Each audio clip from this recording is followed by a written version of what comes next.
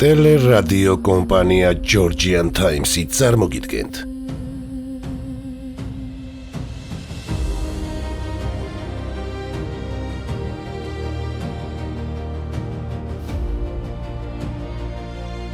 სოფლიო ისტორიის გაკვეთილები.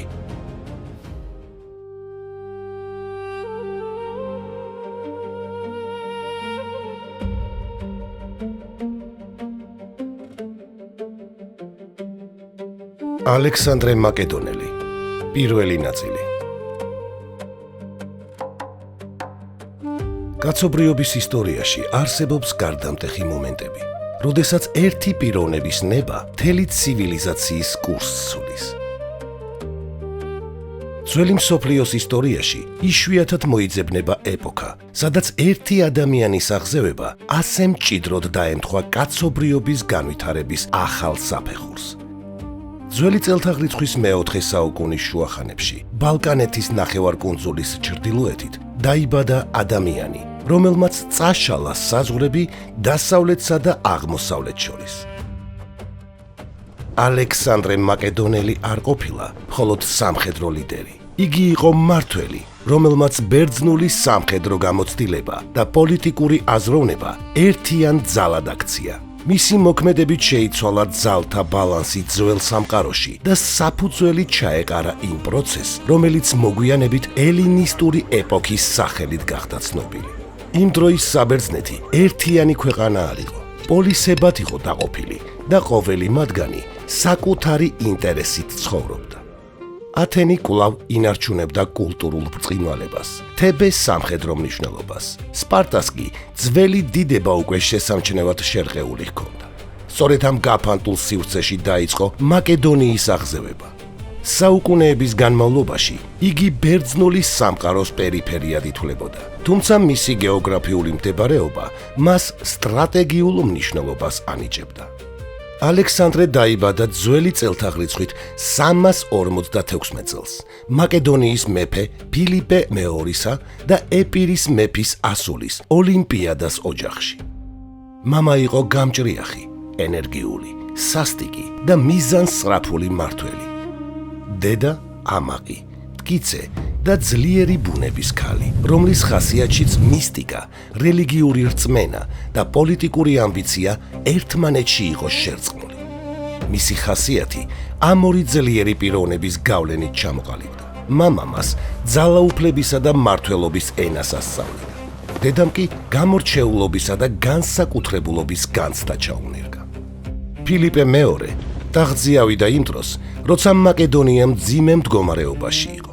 მისი მმართველობისას მან ცენტრალური ხელისუფლება განამტკიცა, არისტოკრატია დაიმორჩილა, ქვეყნის ფინანსური რესურსები უკეთ გამოიყენა და რაც ყველაზე მნიშვნელოვანი იყო, არმია ძირეულად გადააწყო. მან შექმნა ახალი საომარი სისტემა, რომლის ბირთვად იქცა მაკედონური ფალანგა. ეს იყო ღრმად ჩამწკრივებული ქვეითი წყობა, სადაც მეომრები შეიარაღებულნი იყვნენ 6 მეტრამდე სიგრძის შუბებით. ასეთი წყობა პირდაპირ შეტევაში თითქმის გაუვალ კედლად იქცეოდა.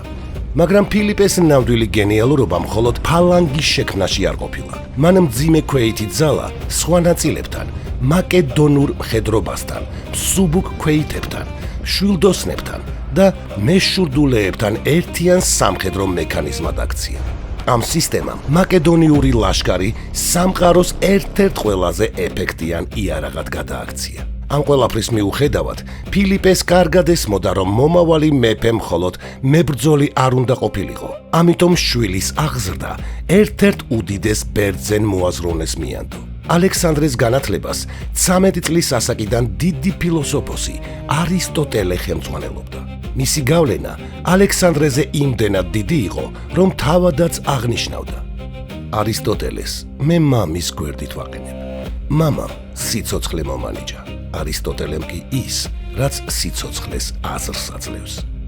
მასთან გატარებულმა წლებმა ალექსანდრეს მისცა არა მხოლოდ აკადემიური ცოდნა, არამედ სამყაროს სტრუქტურული ხედვა. არისტოტელემ ალექსანდრეს ასწავლა აზროვნება, სიტყვა, ეთიკა, ბუნებისადმი ინტერესი, პოლიტიკა და ბერძნული კულტურის ღრმა პატივისცემა. განსაკუთრებით შეიყვარა ჰომეროსის ილიადა. აქილევსი მის ცნობიერებაში იქცა არა უბრალოდ გმირად, არამედ ღირსებისა და უკვდავის სახელის სიმბოლოდ. მის ბუნებრივ ნიჭზე ადრევე საუბრობდნენ. ამის სიმბოლოდ იქცა ბუცეფალის მოთვინიერების ცნობილი ამბავი. როდესაც სხვები ცხენის ველურობას ხედავდნენ და უკან იხევდნენ, ალექსანდრე მიზეს ეძებდა. მან შეამჩნია, რომ ცხოველს საკუთარი ჩრდილი აფრთხობდა და ამის გაგებით შეძლო მისი დამორჩილება. დაახლოებით 16 წლის ალექსანდრე მამის არყოფნისას რეგენტად დარჩა და პირველად შეეხო სახელმწიფო მმართველობის საქმეს. ამ პერიოდში მან აჯანყებულთა წინააღმდეგ მოქმედებაშიც მიიღო მონაწილეობა და საკუთარი ინიციატივაც გამოავლინა. 18 წლის ასაკში ქერონეის ბრძოლაში ალექსანდრე ხელმძღვანელობდა მძიმე კავალერიას და სწორედ მან გადაწყვიტა ბრძოლის ბედი, როდესაც გაარღვია თებეს რიგები.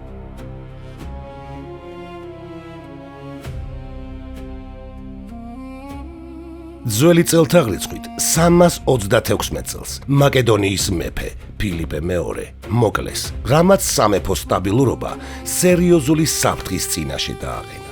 ამ ვითარებაში ტახტზე ავიდა მისი 20 წლის შვილი ალექსანდრე მაკედონელი. ახალგაზრდა მეფემ სწრაფად იმოქმედა. მან შიდა მოწინააღმდეგეები მოიშორა და სამეფო ხელისუფლება განამტკიცა. მალევე დაიწყო აჯანყებების საბერძნეთში, განსაკუთრებით თებეში, თუმცა ალექსანდრემ დაუნდობლად ჩაახშო წინააღმდეგობა და ყველას აჩვენა, რომ იგი მამის ღირსეული მემკვიდრე იყო. ამით მან არა მხოლოდ ტახტი შეინარჩუნა, არამედ საკუთარი ავტორიტეტიც მტკიცედ გაამყარა. ალექსანდრემ ბერძნული პოლისების საერთო იდეით სპარსეთზე შურისძიებით გააერთიანა. აქემენით და ირანი, რომლისკენაც ალექსანდრეს მზერა იყო მიპყრობილი, იმ დროისათვის დედამიწის ზურგზე ყველაზე კოლოსალური იმპერია გახდა. მისი საზღვრები ინდუეთის მდინარეებიდან ლიბიის უდაბნოებამდე აღწევდა. ეს იყო მრავალეთნიკური იმპერია, რომელიც ფლობდა მსოფლიოს სიმდიდრის უდიდეს ნაწილს. ბერძნული სამყაროს თვალში სპარსეთი ტირანიის განსახიერება იყო, რომელიც მუდმივ საფრთხეს უქმნიდა ბალკანეთს. სპარსული ოქრო ხშირად წყვეტდა ბერძნული პოლისების ბედს უფრო ეფექტურად, ვიდრე მახვილი. ალექსანდრეს წინაშე მდგარი ამოცანა თითქმის შეუძლებლად ჩანდა. მას უნდა დაეპირისპირებინა თავისი 40,000-იანი არმია იმპერიასთან, რომელსაც მილიონობით რესურსი ჰქონდა. თუმცა მაკედონელი ხედავდა იმას, რასაც სხვები ვერა. ირანის სიმდიდრე და მისი გრანდიოზულობა იყო მისივე სუსტი წერტილი. ალექსანდრე ემზადებოდა არა უბრალოდ ომისთვის, არამედ მასშტაბური ისტორიული დაპირისპირებისთვის. მისი გამეფების პირველი წლები გახდა საფუძვლიანი მომზადება იმ ლაშქრობისთვის, რომელმაც შემდეგ მსოფლიო წესრიგი შეცვალა. ალექსანდრე აანალიზებდა მამის მემკვიდრეობას, სრულყოფდა სამხედრო ტაქტიკას და სწავლობდა მტრის ფსიქოლოგიას. ალექსანდრეს მზერა უკვე მიმართული იყო აღმოსავლეთისკენ, სადაც მას ელოდა დიდება, უკვდავება და იმპერია, რომლის მსგავსიც კაცობრიობას მანამდე არასოდეს ენახა.